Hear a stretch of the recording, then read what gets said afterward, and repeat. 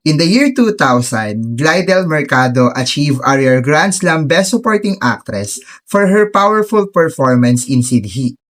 Her powerful portrayal earned her Best Supporting Actress honors from the four major Philippine award-giving bodies: FAMAS Awards, Gawad Urian Awards, Luna or the Film Academy of the Philippines Awards, and the PMP Star Awards for movies where she was tied with Rufa May Quinto for Dahil May Isang Ikaw.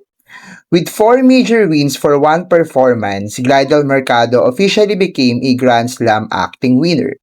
In a film led by powerhouse performers like Nora Honor and Albert Martinez, Glidel still managed to deliver a performance strong enough to earn unanimous recognition from the country's major award organizations. Sidhi remains one of the defining performances of Glidel Mercado's career and one of the notable Grand Slam Best Supporting Actress achievements in Philippine cinema.